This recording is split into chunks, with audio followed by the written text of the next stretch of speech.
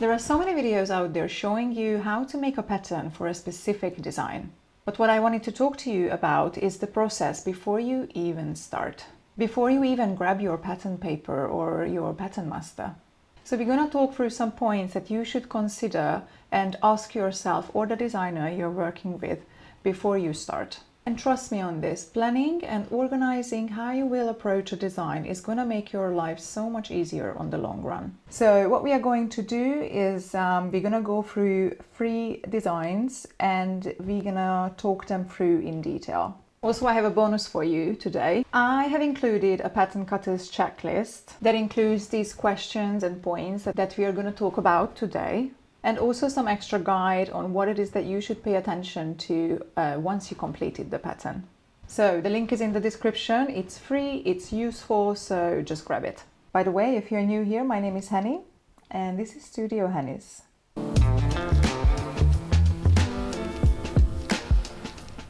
So before we dive into talking about those designs, there is one point that you always need to consider. So it doesn't matter what the design is, you should always know the size. Is it going to be a standard size or is it going to be a made to measure? It doesn't matter what type of pattern making approach you choose. If you want to work, via flat pattern making or you want to do some draping, none of this matters before you know what the size is. And trust me, on the long run, you're not going to regret this. So you're more than welcome to create a block for that set size that fits very well. And then from then on, all your fittings are just going to be about design development and not fitting issues. If you are working via draping, you're more than welcome, to pad the dummy and create a block for that size. Also, another thing I wanted to point out is the fabrication. You always need to know what the material is going to be, because that's going to determine how you are going to approach the pattern as well.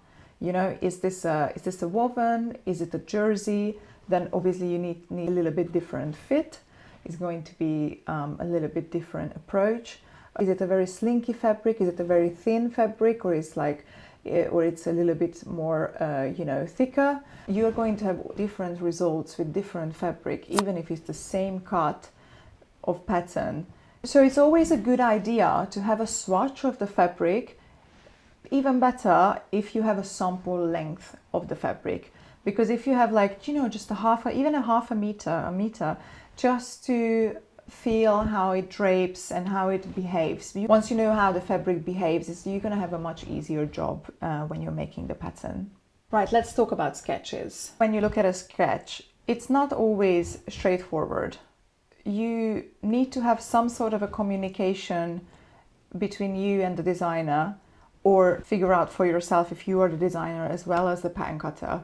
They are very important and they're not going to come across straight away from the sketch. But if you are working with a designer, again, communication is very important.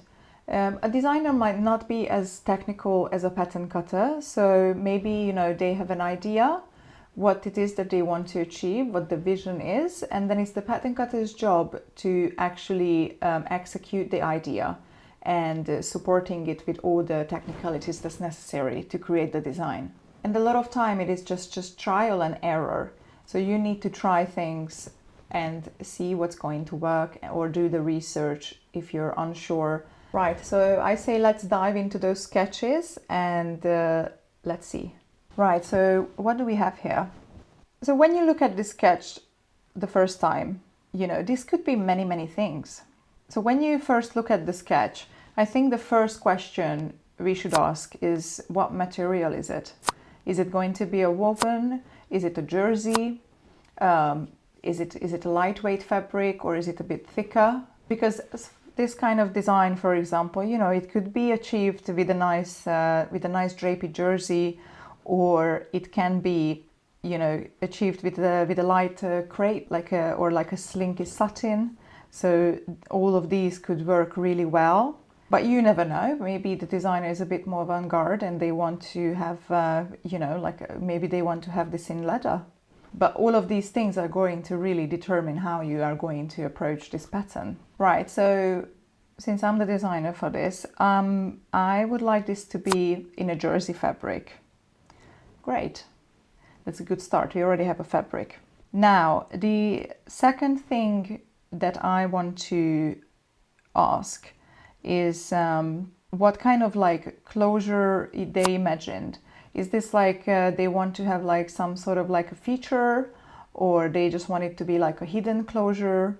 So I would say, you know, I think we should have a closure on the right side as worn neckline, maybe some hidden buttons, maybe some hook and eyes on that area.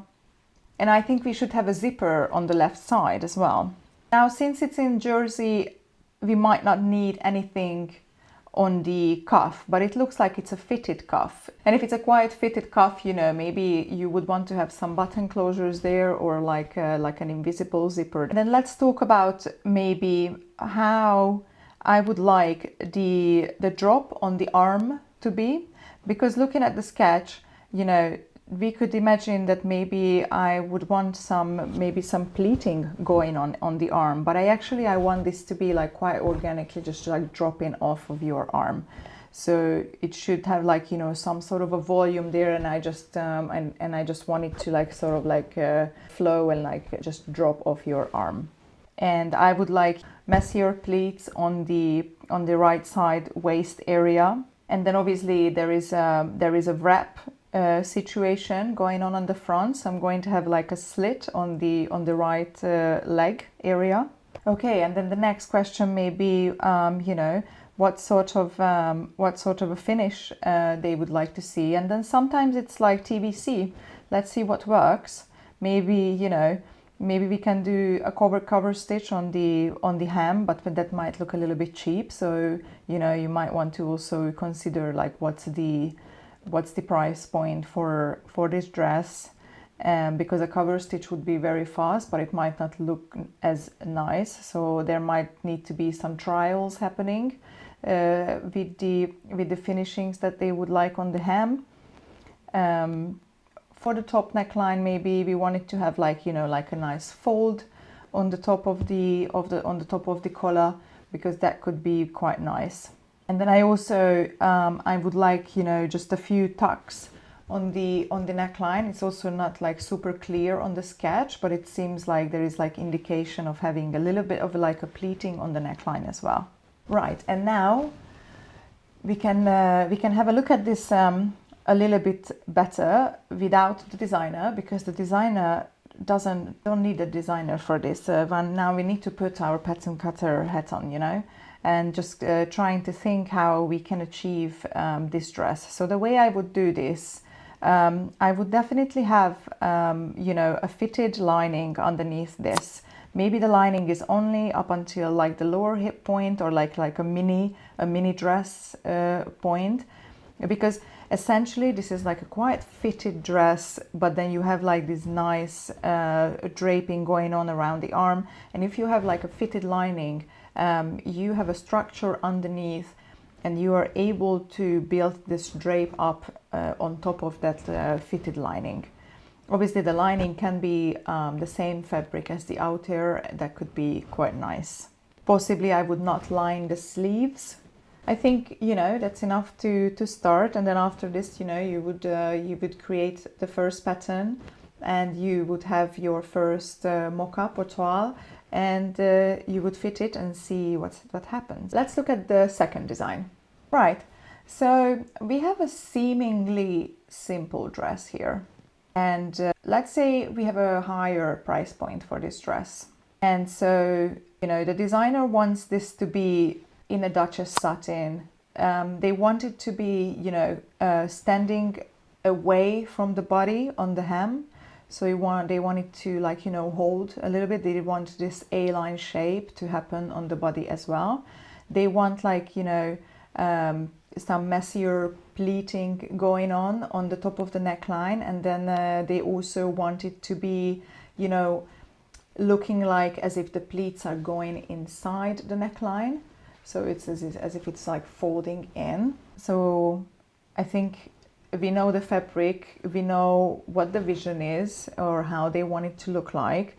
They are fine having like a center back zipper on this. I think that's enough information. So let's see how we would approach this dress.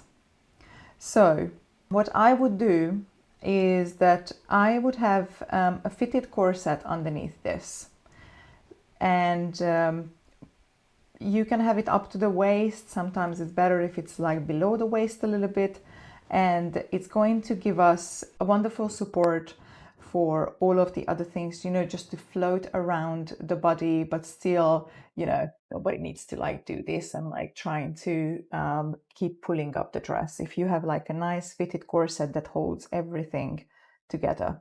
And then I would also maybe have on the fitted bustier underneath, I would have maybe a cut, like a little bit deeper on the facing, like maybe 3 centimeters deeper. So we could actually have these pleats inserted into the facing. As they mentioned, they wanted to have it, you know, kind of folding in.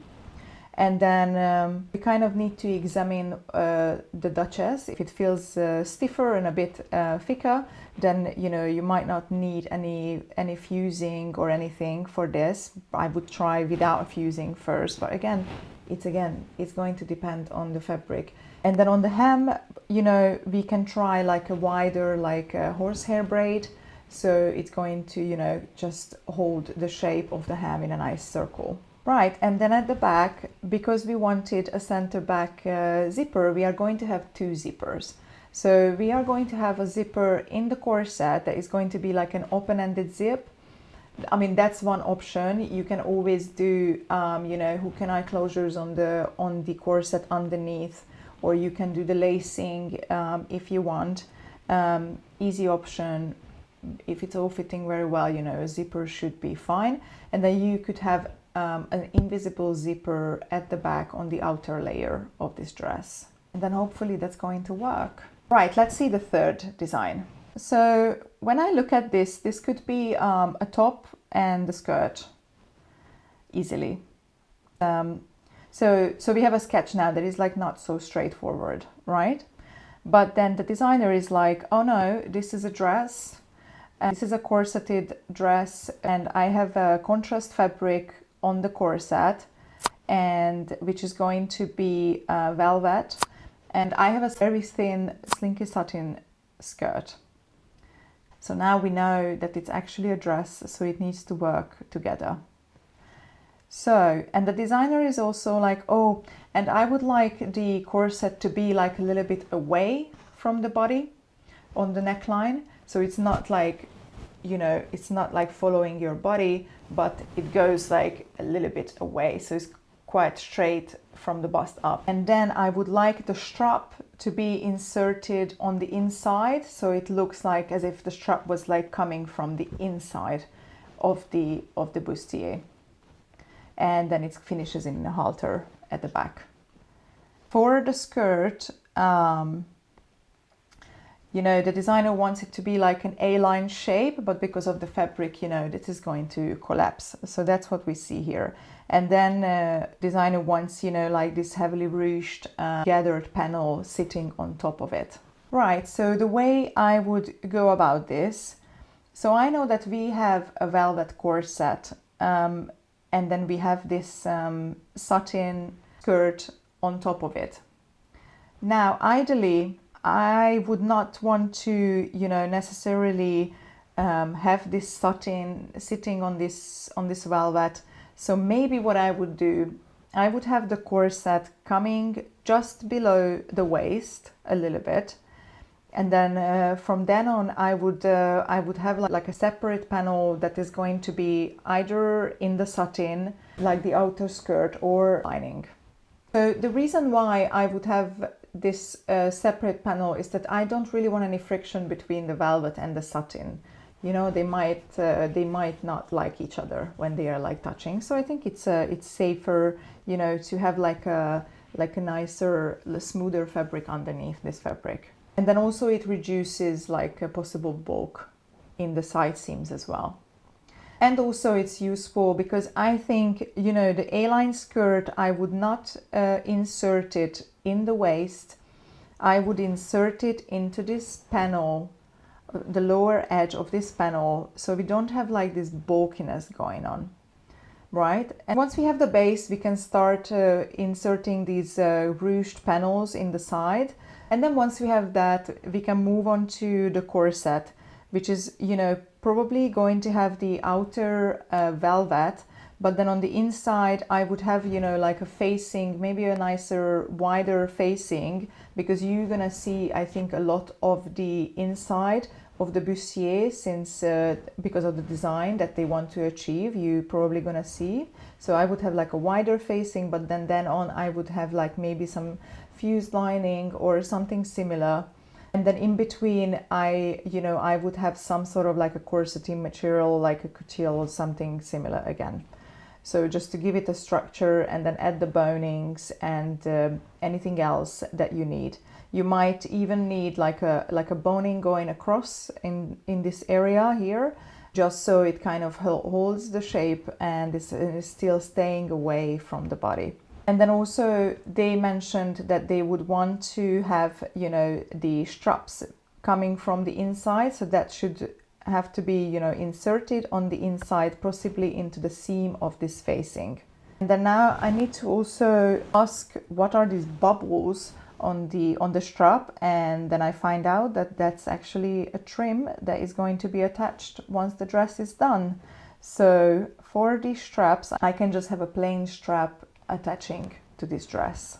We want to have just a center back zipper. On a fabric like this, on the hem, I would just do like a double turn pin hem, but it's also, you know, you might be instructed to have, you know, like a different finish, because they might want to do, you know, like a nice trim or something like that. But for now, I think we can do just a double turn pin hem.